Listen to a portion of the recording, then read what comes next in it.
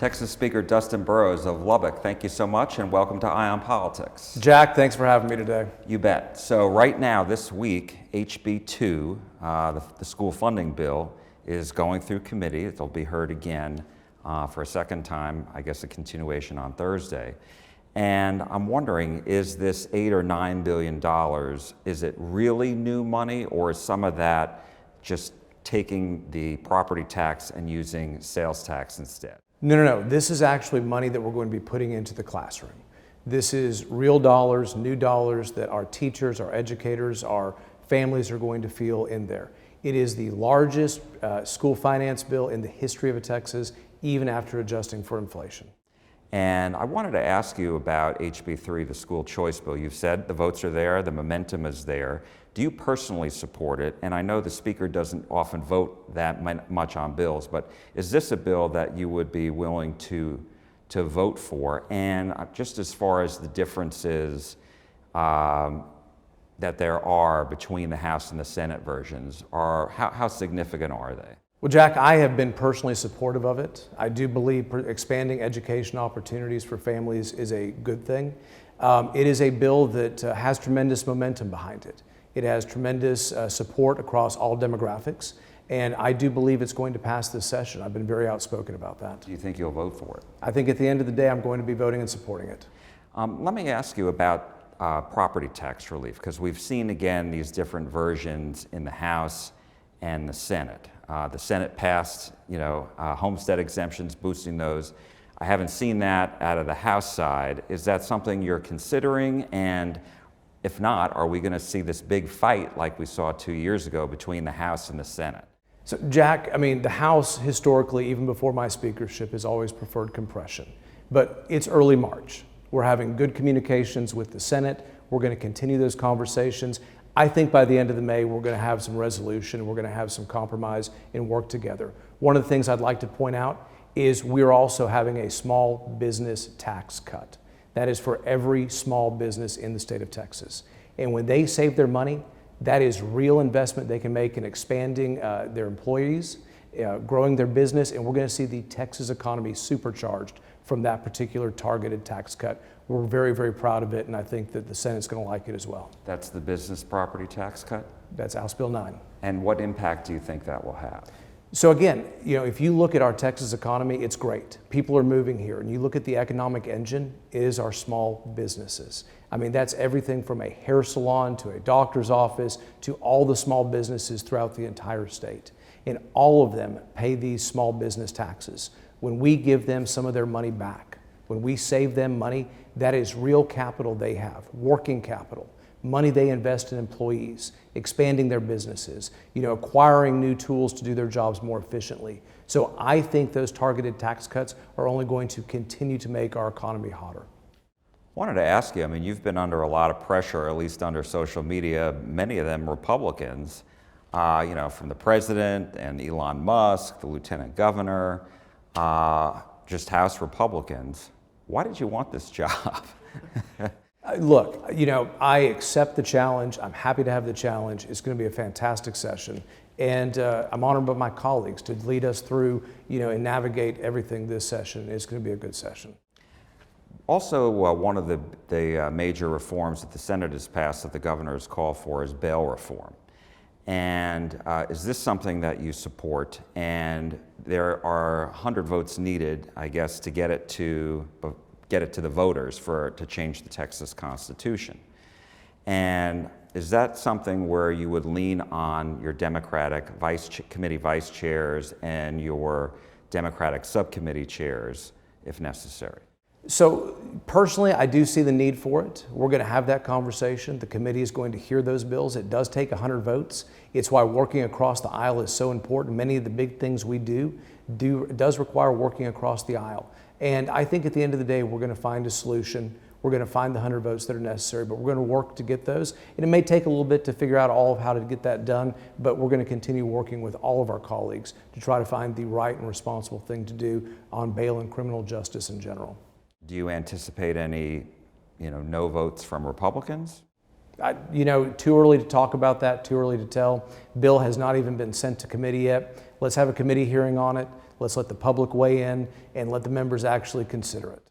Measles. We're seeing the largest outbreak in Texas in 30 years, and most of them in Gaines County, which is in your region. And why are we seeing so many people deciding not to get the measles vaccine for their children? And do you think the state needs to do more to encourage people to get the vaccine? So, Jack, I haven't had a chance to actually figure out what community within Gaines County it is. And there's some very different communities in Gaines County. I don't know exactly. I'm pretty sure we know, but they haven't identified where it's coming from.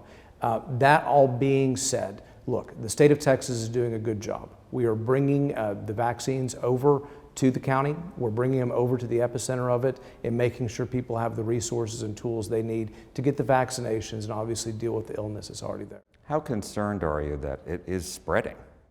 So I think that we're doing what we need to be done at this point in time. I continue to monitor the situation, and I believe we're going to have it under control. DEI. Do you support the governor's ban on the practice? And I know last week there was a hearing. It got a little emotional and heated, and you posted on X a message expressing support for the Texas Water Development Board, L'Oreal Stepney, after that committee meeting. Why was that important for you to do? So I support the governor. I support merit-based hiring, always have. I think that's very important. That all being said, look, the commissioner, she is fantastic. She's one of the smartest people in the entire state. And she does so much for what we do, with water on the Texas Water Development Board. And, just visiting with her, which I did, wanted to express to the entire state how much confidence I have in her, the job she does. It's going to be a session where we talk about water, we talk about water needs, and we look at long-term planning for the state of Texas. And I thought it was important to get out there and say how much confidence I have in her particular. Everybody's talking about water infrastructure. The governor talked about it. It's one of his emergency items. What do you see as part of this bill? So, the Committee on Natural Resources, and Cody Harris is going to take the lead in the Texas House. There's a lot of opportunities. We lose somewhere between 40 and 60% of our water because of leaky pipes, especially in our major metropolitan areas. I think that the state of Texas can be helpful in that, funding the repair of some of those leaky pipes. I think we also need to look at increasing our water supply.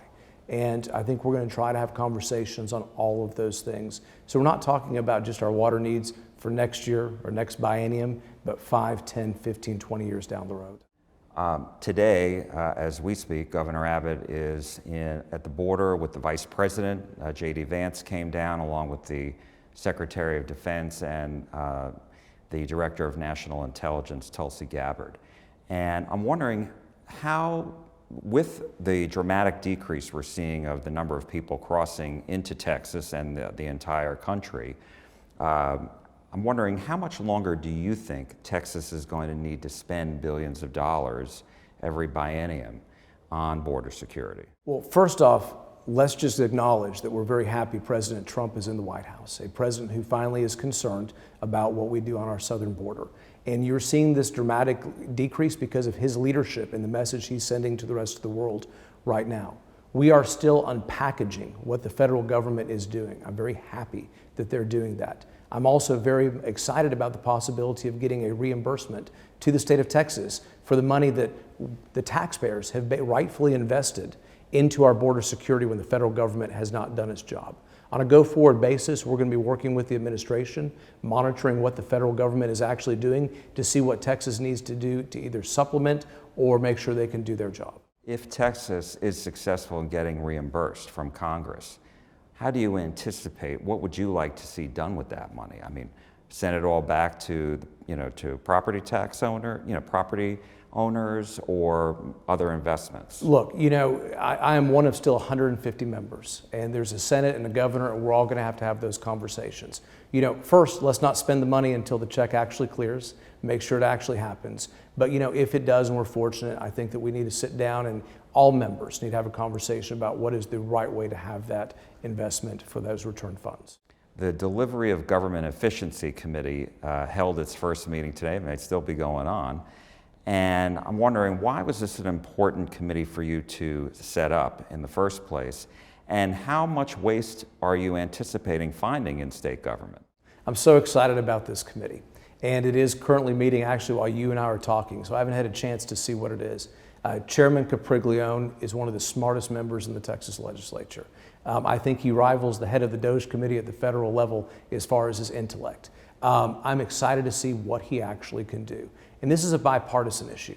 Nobody wants waste, fraud, and abuse. Nobody wants their government wasting tax dollars. I think GEO, through just smart governance, asking tough questions, looking at things, technology, is going to find lots of different ways to save taxpayer money, and I'm excited to see and unpackage all the things that he comes up with and the committee comes up with as far as recommendations. And I think it's right and appropriate as this conversation's happening, not just in Texas, but across the entire country.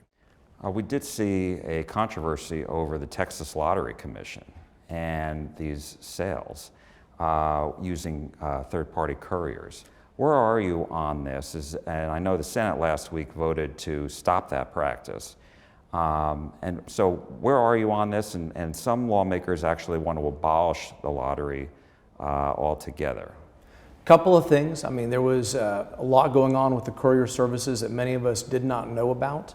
There seems to be a lot of conversation about stopping that practice. I think the Lottery Commission is stopping it, so I think that's probably going to be one of those things. As far as the lottery, look, it's under sunset right now. The committee is still, getting ready to actually have their sunset bill go forward, and I think the opportunity for all members to weigh in on this is going to be very important this session. Speaker Dustin Burrows of Lubbock, thank you so much. Appreciate you having me on. We appreciate it. Thank you.